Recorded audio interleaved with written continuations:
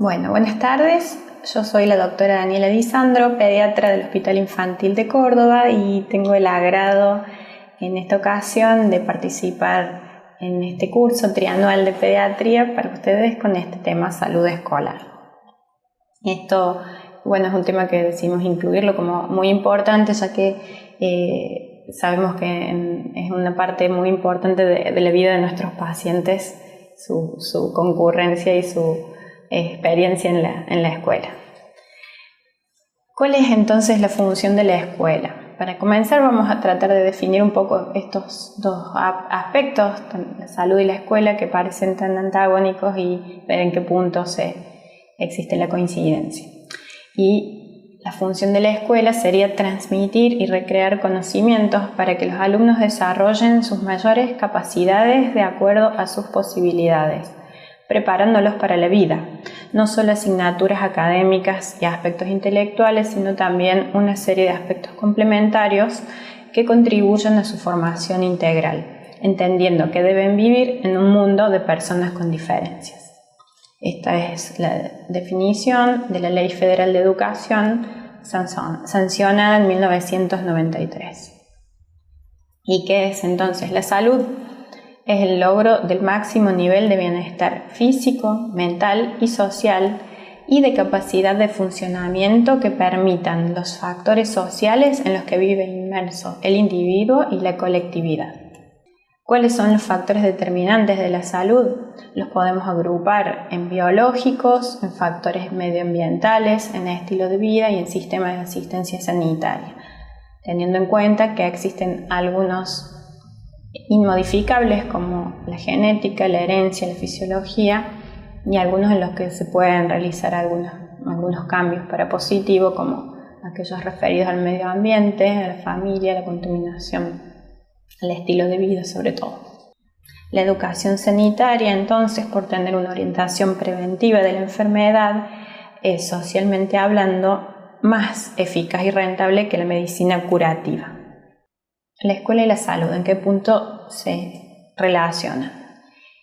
En primer lugar, que el docente estaría actuando como un vigía activo de la salud, ya que pasa muchas horas viendo al niño en este ámbito. Y la escuela es un núcleo primario de agrupación social, entonces se constituye así en un escenario privilegiado, ¿no? Que tiene un acceso directo al niño y a su desempeño. Esto, como sabemos, el primer ámbito de socialización de un individuo es la familia, pero en segundo lugar es la escuela, por eso ocupa este lugar tan importante. Y en este esquema intentamos demostrar la interrelación que existe entre esos tres componentes, entre salud, entre aprendizaje y socialización, sabiendo que sin el óptimo desarrollo de uno no es posible el óptimo desarrollo del otro. ¿Cuáles son los problemas de salud que pueden acaecer en la escuela? Trastornos de aprendizaje, brotes de enfermedades infecciosas o intoxicaciones, accidentes en la escuela, violencia escolar, discapacidad, tabaquismo, alcoholismo, drogadicción, deserción escolar, etc., lo que se pueda ocurrir. Acerca de los problemas de la escuela, esto es una experiencia realizada en Jesús María, cedida, sus resultados por la antropóloga Florencia Rolfo y el doctor Diego Almada de la Secretaría de Salud de la Municipalidad de Jesús María, que realizaron durante el año 2016 una experiencia que duró 3 meses a través de focus group en diferentes espacios de circulación de jóvenes. Y esta experiencia estuvo orientada a realizar entrevistas hacia las problemáticas sentidas por ellos mismos, por los adolescentes. En total fueron 160 los jóvenes entrevistados en 8 espacios de circulación, como instituciones de salud o deportivas, instituciones de cultura, ONGs, etc.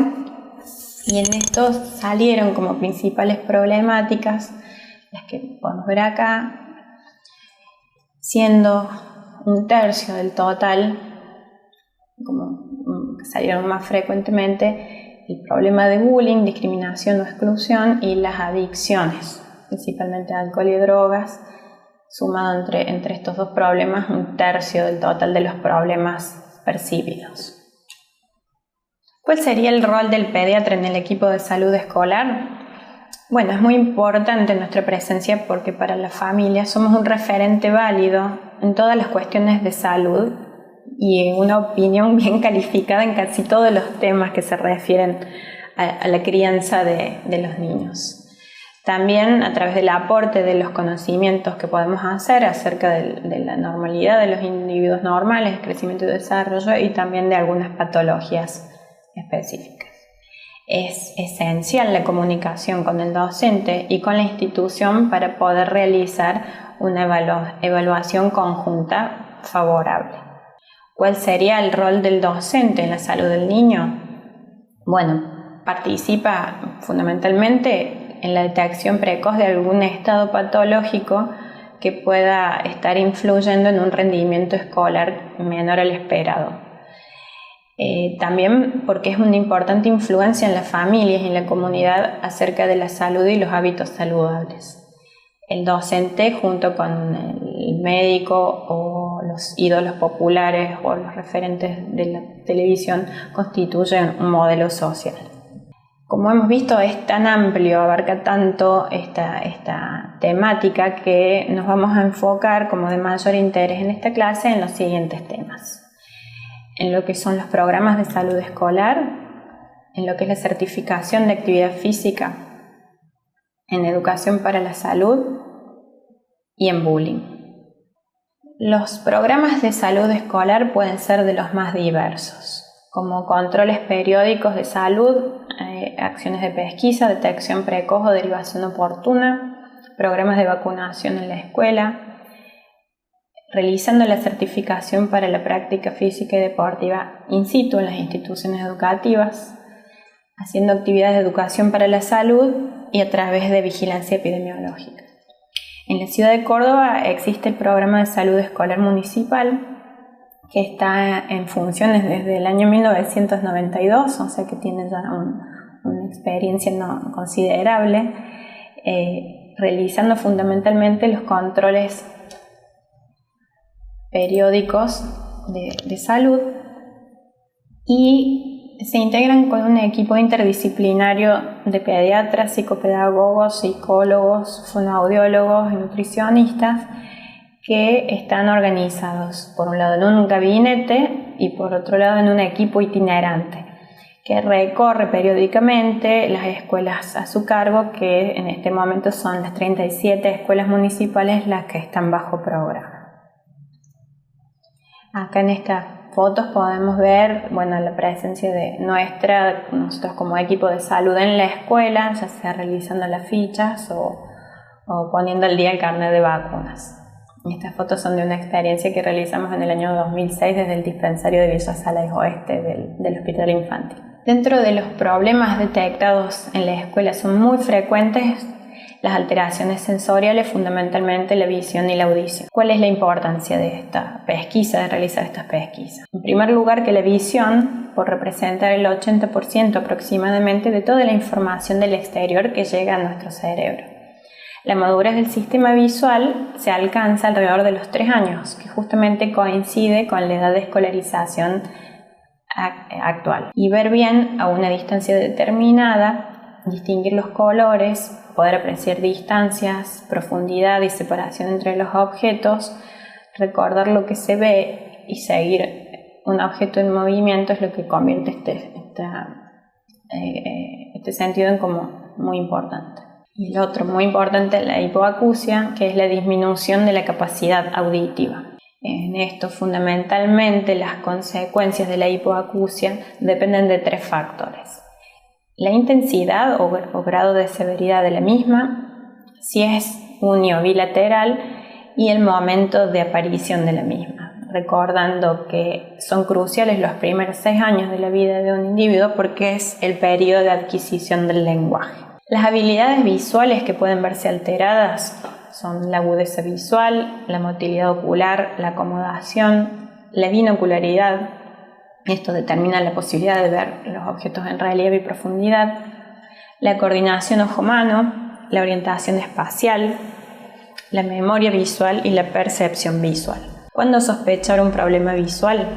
Ante la lectura lenta o necesidad de releer frases, si el niño evita el trabajo en visión próxima, si le cuesta mantener la atención, si usa el dedo para marcar la línea de lectura, si tuerce un ojo, si se acerca excesivamente al material de lectura, si frunce el ceño o guiña los ojos o mueve la cabeza mientras lee, si tiene frecuentemente ojos llorosos o enrojecidos o párpados enrojecidos, si comete errores al copiar, si adopta una postura particular, peculiar cuando lee o escribe, como inclinar la cabeza o taparse o cerrar un ojo, si se frota frecuentemente los ojos, si disminuye la comprensión en la lectura continua o pierde rápidamente el interés en lo que está leyendo, si parpadea frecuentemente. Es muy importante tener en cuenta lo que el niño propiamente nos dice. Son de ellos sus quejas frecuentes como que ve doble o con las letras se mueven durante la lectura, que está muy cansado después de hacer un esfuerzo visual, si hay dolor de cabeza al final del día, si hay visión borrosa en el trabajo mantenido de cerca o si hay dificultad para copiar del pizarrón. ¿Y cuando sospechamos un problema auditivo? La hipoacusia o la disminución de la capacidad auditiva puede ser uni o bilateral y en función de la intensidad, como hemos dicho, puede ser leve, moderada o grave. Será preciso consultar al pediatra o al especialista si se observa alguna de estas pautas anormales de comportamiento, que serían los signos de alarma sugestivos de un trastorno auditivo. A los 3 años, si no se le entienden las palabras que dice, si no repite frases, si no contesta a preguntas sencillas. A los 4 años, si es incapaz de relatar lo que pasa o si no es capaz de mantener una conversación sencilla. Y a los 5 años, si no conversa con otros niños o no manifiesta un lenguaje maduro ni lo emplea eficazmente y solo lo entienden la familia y los allegados. Bueno, el siguiente tema es la certificación para la actividad física. Y esto es un tipo de consulta muy frecuente en los niños, sobre todo al inicio del año escolar. Existe una controversia acerca de la utilidad real de este tipo de práctica y de la certificación para prevenir mortalidad. Entonces, nosotros consideramos que la importancia real de esta consulta radica en que es una oportunidad muy valiosa para hacer prevención, fundamentalmente en el grupo etario de adolescentes, porque muchas veces esta es la única oportunidad al año que concurren a la consulta médica. Para ponernos de acuerdo acerca de este tema, de la certificación, recomiendo la lectura de este artículo, que es la actualización del consenso sobre la constancia de salud del niño y adolescente para la realización de actividades físicas y o deportivas.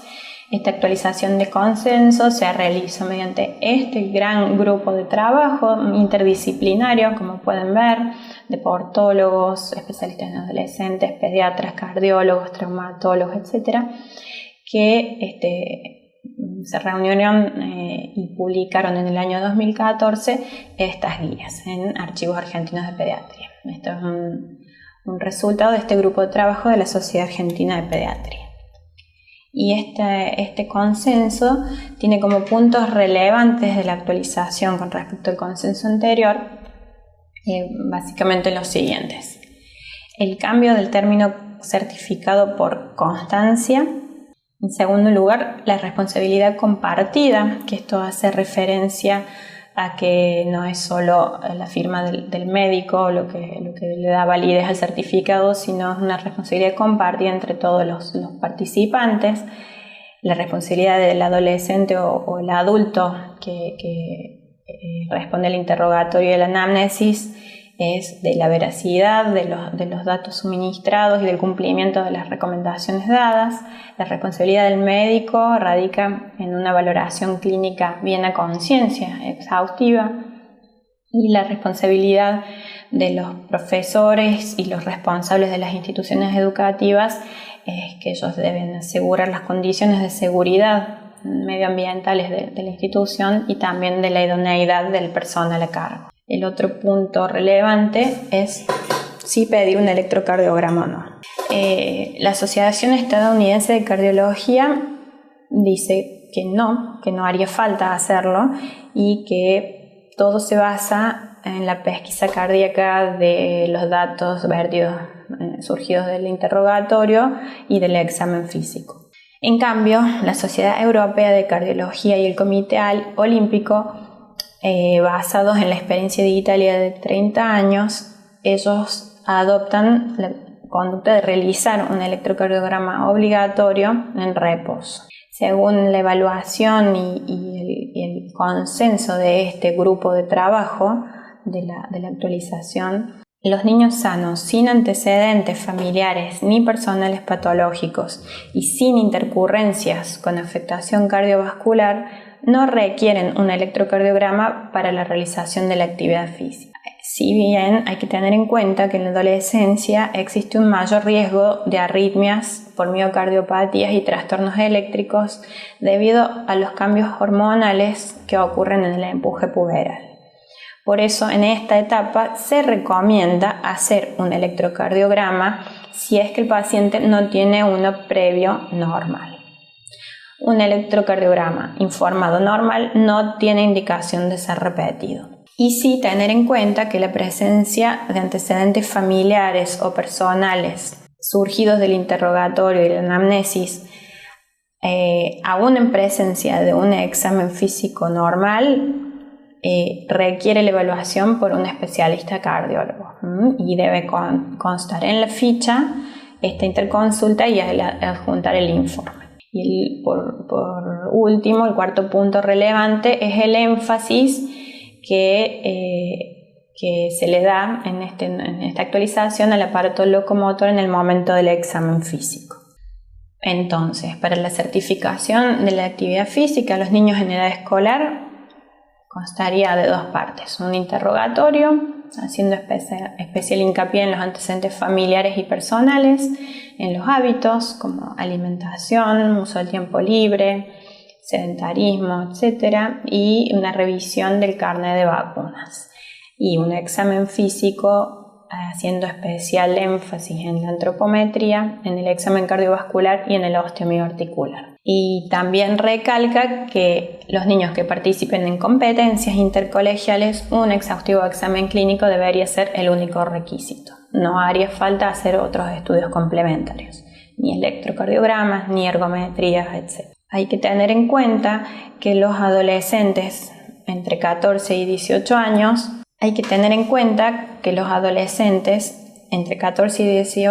si bien es preferible que realizar esta consulta con un adulto, puede hacerlo solo y es obligación nuestra atenderlos solos. Y esto según la Ley de Protección Integral de los Derechos de Niños, Niñas y Adolescentes. Y según el resultado de este interrogatorio y esta entrevista, el profesional evaluará la necesidad de convocar o no a la familia para ampliar dichos datos, teniendo en cuenta la autonomía progresiva de esta etapa de la vida. Este es el modelo de ficha médica propuesto por este grupo de trabajo, donde la primera parte es de datos personales y la segunda parte es de datos de personales patológicos, donde hay un listado de los más importantes y significativos para tildar por sí o por no, y esta parte de antecedentes familiares de lo más influyente, ¿no? En cuanto al rendimiento y al riesgo, sobre todo cardiovascular. Y esta parte es la que firma el padre o tutor, y en el caso de que sea un adolescente mayor de 14 años también firma. Y la segunda parte, que sería este modelo de constancia, sería la que se remite a la escuela, esta sí firmada por el médico. El siguiente tema que vamos a tratar es acerca de la educación para la salud. Primero vamos a empezar mencionando sus características. Son experiencias de aprendizaje planificadas y no improvisadas. Y esto es muy importante recalcar.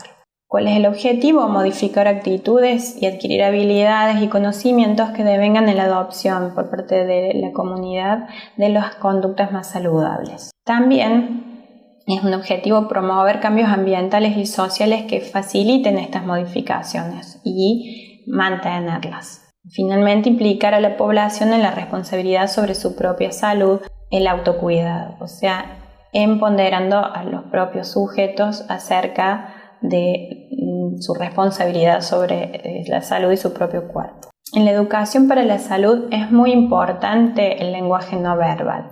Las conductas y las actitudes, tanto dentro como fuera del ámbito de trabajo, son observadas y valoradas. Esto es porque los docentes y los médicos, como hemos dicho antes, constituimos modelos sociales. Esto es, somos personas con especial influencia social y formativa, no solo por nuestras palabras o los conocimientos que podamos impartir, sino también por nuestras actitudes, por nuestras conductas.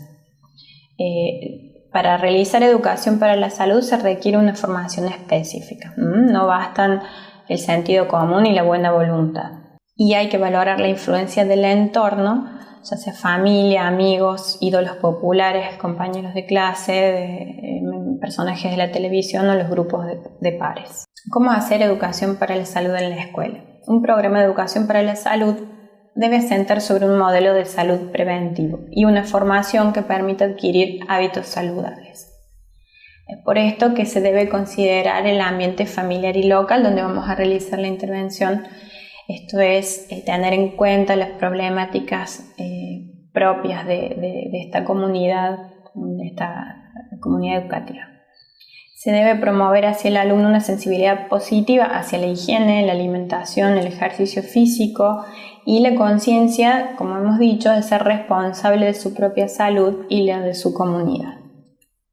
Como normas generales hay que tener en cuenta los factores predisponentes para llevar a cabo esta intervención, como el interés, la motivación, las creencias al respecto, la conciencia del problema, actitudes y conocimientos previos, los factores facilitadores de los cambios de conductas y actitudes y los factores de refuerzo de las conductas deseadas y las dificultades reales que se encuentran para abandonar las conductas insanas.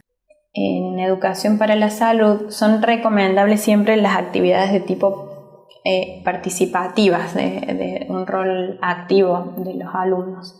Esto va a crear un conocimiento, unos nuevos aprendizajes mejor anclados que si las actividades son pensadas como meros receptores pasivos, ¿no? Siempre construir el conocimiento es a largo plazo generar conocimientos y aprendizajes más duraderos. Es conveniente estimular la participación de los padres, esto referido a los factores de refuerzo, ¿no? De las conductas positivas a adquirir, y tener en cuenta que la creatividad y la imaginación de cada docente puede generar muchas situaciones productivas para la educación para la salud, ya sea a través de distintas dinámicas de grupo, generando situaciones, teatralizaciones, encuestas, hacer un diario, etc. En esta foto ilustra la presencia de nuestras exresidentes desde un centro de salud cercano al hospital infantil en una escuela secundaria donde en esta ocasión estábamos haciendo educación para la salud acerca de dengue. Esto fue durante la epidemia de dengue, ya que íbamos a capacitar, ya que después los propios adolescentes iban a ser actores en el barrio, en la campaña de prevención, en el descacharrado, en la información a los vecinos, etc. Sugerencias para programas de educación para la salud. Sería como interesante abordarlo según las edades, porque esto va a limitar las áreas de interés. Y por ejemplo, para una etapa escolar, en niños entre 6 y 12 años, pueden ser programas acerca de alimentación y alteraciones nutricionales o cuidado bucodental, desarrollo de lectura crítica de la publicidad, de la televisión, de internet, etc., para el uso adecuado de los medios, vigilancia y prevención de la violencia escolar y del acoso, educación sexual y prevención del abuso sexual infantil desde una perspectiva de género, comprensión de los procesos ecológicos y su repercusión sobre la salud, por ejemplo, el rol de la contaminación ambiental, de la contaminación acústica, del tabaquismo pasivo sobre la salud de los individuos. Y en los adolescentes, los programas de educación sexual, sobre todo orientados a la prevención de ETS, hablar de HIV o de salud y controles de la embarazada, detección de factores de riesgo para adicciones, desarrollar estrategias de evitación y prevención de la automedicación, educación y supervisión del comportamiento alimentario, desarrollo de conocimientos y habilidades de primeros auxilios, prevención del daño ecológico. El acoso escolar o bullying es el último tema que vamos a tocar y consideramos que es como muy importante hablar un poquito y profundizar un poquito en el estudio del tema, porque como pediatras de cabecera podemos ser consultados acerca de qué hacer con la alarma lógica de los padres. Es un tema que está muy en boca de todos, en el tapete, en los medios. De hecho, el día 2 de mayo se considera el día de lucha contra el bullying y prevención del bullying. Hay muchas páginas, mucha información en internet que circula acerca de esto y ha tomado un interés general, no solo porque exista que sea un problema nuevo, sino que como que en los últimos años ha tenido más visibilidad a raíz de algunas grandes tragedias como lo de Columbine en Estados Unidos o lo de Carmen de Patagones en nuestro país, es como temas asociados. ¿Qué es el bullying? El hostigamiento o bullying es el comportamiento prolongado de insulto verbal, rechazo social, intimidación psicológica y o agresión física de un niño o varios hacia otro que se convierte en víctima. Es cualquier forma de maltrato físico, verbal o psicológico producido entre escolares de forma reiterada a lo largo de un tiempo determinado. Entonces podemos identificar 3 elementos fundamentales para poder hablar de bullying, que es entre pares, que es intencional y que es repetido o reiterado, o sea, es algo sostenido en el tiempo, no es un evento aislado. Es una forma de violencia escolar donde existe un abuso de poder desde el agresor contra la víctima y existe el silencio, la indiferencia o la complicidad de los otros compañeros. Y a esto le llamamos la mayoría silenciosa. En general el blanco suele ser un solo alumno. Recomiendo la lectura de un libro que se llama Bullying, cómo prevenir e intervenir en situaciones de acoso escolar, de María Sisman, una autora argentina, de Editorial Paidós. Y esta autora en este libro nos invita a pensar cuáles son los factores que contribuyen a construir estas relaciones de poder tan asimétricas entre pares y tan abusivas, ¿no? El 12 de abril salió una nota en La Voz del Interior acerca de un estudio que realizó la Universidad Católica de Córdoba acerca de la percepción de los propios niños acerca de este tema. Y esta investigación, este estudio se llevó a cabo en 20 escuelas públicas con una muestra de 468 alumnos y que mostró que es una problemática verdaderamente muy frecuente, ya que de esta muestra un 14% indica que sufrió algún tipo de intimidación en el patio de la escuela. Y también relata que entre 8 y 9 chicos y chicas por curso de aproximadamente 25 alumnos de sexto grado, tanto de Córdoba capital como de localidades de la provincia, decían sufrir intimidación. Y de ellos, 3 o 4 decían sufrir una intimidación de mayor intensidad. Y también en los medios nacionales como por la web Infobae, en una nota del 18 de abril también habla acerca del aumento de los casos de bullying y recalca que el acoso aparece ya también en diferentes formas y encuentra nuevos canales de ocurrencia a través de las nuevas tecnologías y el uso de las redes sociales. En esta nota de Infobae, el licenciado Castro Santander, un psicopedagogo argentino, que en el año 2010, en el año 2006 creó el Observatorio de Convivencia Escolar y él habla de la naturalización del problema. ¿Qué quiere decir esto? Él maneja una estadística que dice que 1 de cada 4 chicos de entre 9 y 18 años le teme a algún compañero, y que si hacemos foco dentro de este grupo en los chicos entre 12 y 15 años, es 1 de cada 3 los que le temen a un compañero. También recalca la falta de conciencia de víctima, o esto de la mano de la naturalización del problema, ¿no? Esto quiere decir que el acosado está integrado en general al grupo, que son amigos, que considera que ese es su rol y que cada vez que va a ingresar en otro grupo le va a pasar lo mismo. En esta nota, también hace referencia a que desde el año 2013 existe en el país una ley anti-bullying que muchos desconocíamos y que también se pone poco en práctica. Y esta ley nacional básicamente atiende 3 frentes. En primer lugar, insta a constituir equipos especializados para intervenir en los ámbitos educativos cuando son detectadas este tipo de situaciones de violencia verbal o física. En segundo lugar, hacer énfasis en políticas de convivencia en la escuela, o sea, incorporar en la currícula actividades y contenidos que destaquen los valores de respeto, de aceptación de diferencias, de diálogo, de resolución de conflictos.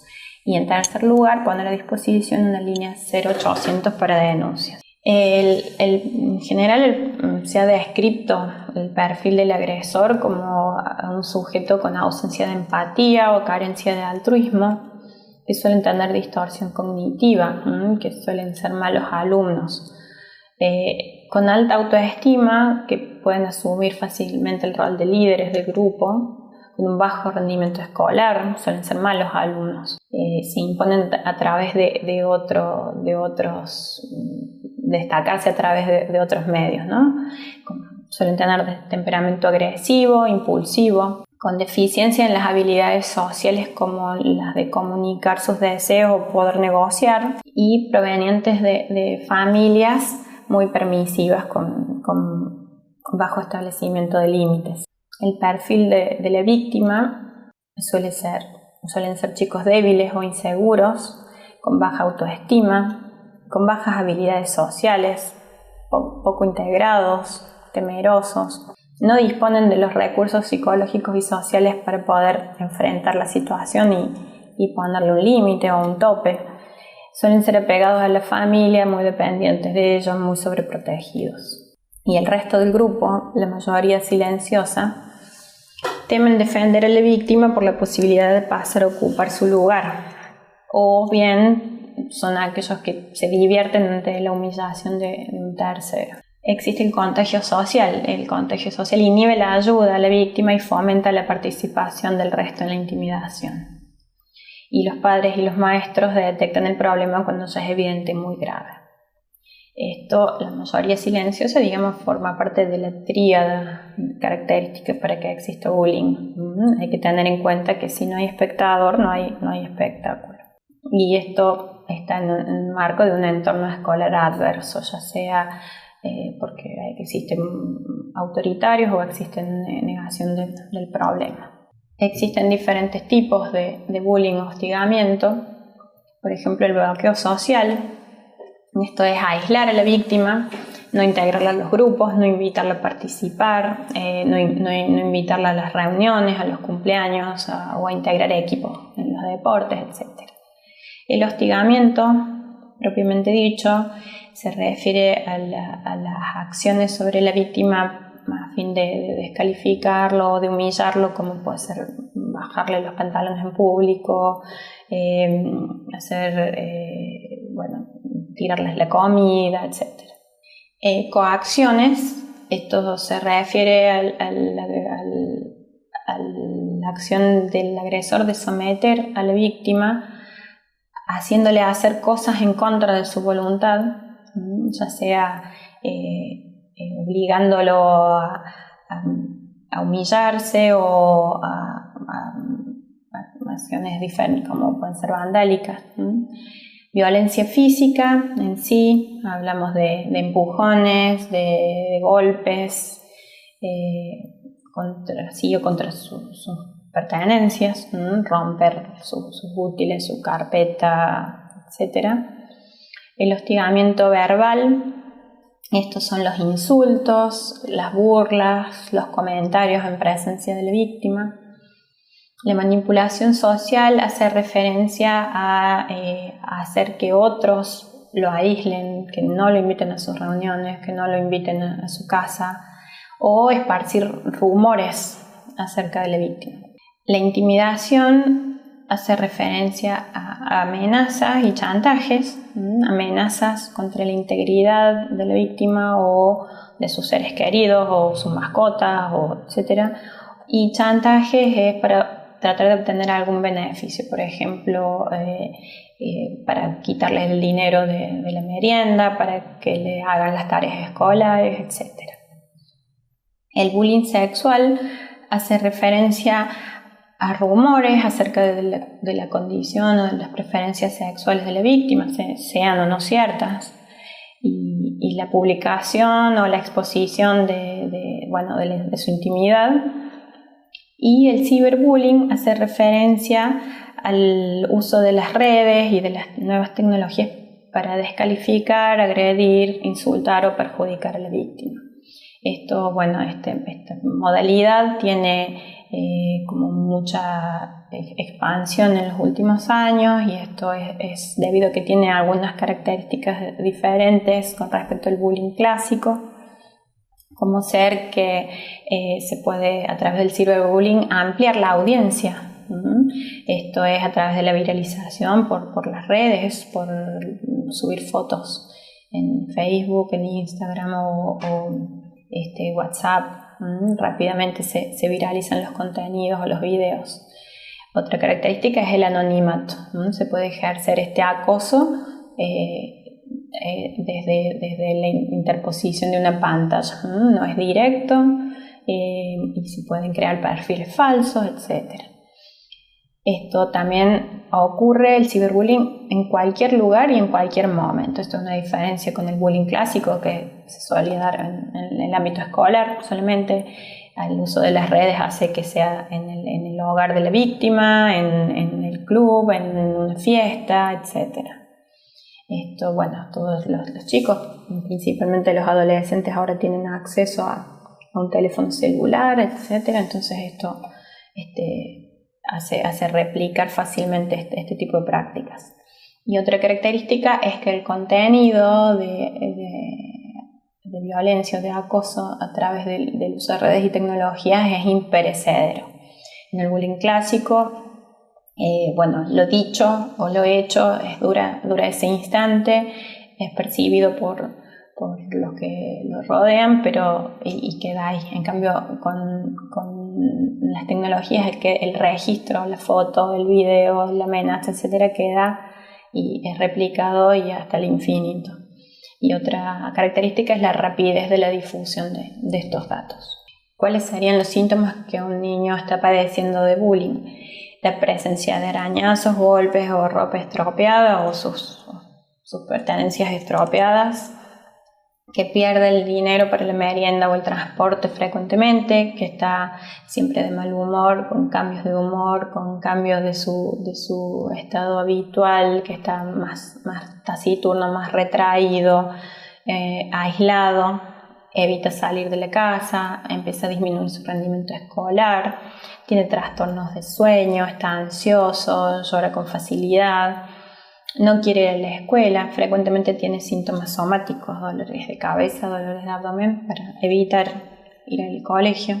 Y como hemos estudiado en la carrera, la prevención en este problema puede hacerse también en los 3 niveles, ¿no? La prevención primaria, o sea, antes que suceda el problema, esto es tratando de visualizar cuáles son los factores individuales, familiares y socioculturales, apostando a un tipo de educación democrática y no autoritaria, y marcando la responsabilidad de la sociedad y los medios. Hablando del tema, formando a los docentes, informando a los padres. Un tipo de prevención secundaria es cuando ya está instalado el problema en la escuela. Y estos serían medidas concretas sobre la población de riesgo, con un cambio de mentalidad, alentando a denunciar la ocurrencia de esto y formando a los docentes. Y en la prevención terciaria es sobre el problema ya instalado, medidas de ayuda a los protagonistas de los casos de bullying. Las sugerencias de intervención serían información y formación del tema al plantel docente de las instituciones, medidas de protección a la víctima, medidas disciplinarias y de ayuda para el agresor y medidas de ayuda para la mayoría silenciosa, medidas de ayuda para los padres, información y consejo. Es como una conducta habitual en las escuelas desinformadas que no saben cómo abordar el problema y luego de muchos intentos o no, las familias terminan o retirando a la víctima y cambiándolo de colegio y excluyéndolo, lo cual no soluciona el problema, o es colegio excluyendo al agresor de la institución, lo cual tampoco soluciona el problema. Estos son unos ejemplos de algunos lugares de consulta en la web.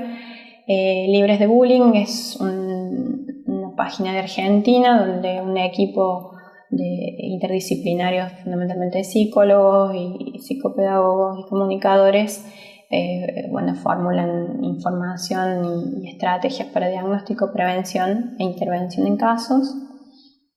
Este logo es de esta página que se llama Basta de Bullying, con el lema No te quedes callado, que es de la cadena infantil Cartoon Network, que es una cadena latinoamericana y muy vista por los niños en nuestro país. Entonces la cadena hace una campaña de difusión acerca del problema para concientizar a los propios chicos. Y este otro logo corresponde a la página del Consejo Publicitario Argentino, que toma el problema con este es el título de la página: si no haces nada, sos parte. Y realmente tiene un contenido destinado tanto a docentes como padres como a los propios chicos, con unos datos bien científicamente probados, de muy buena calidad, y estos serían los contactos de esta página. Muchas gracias.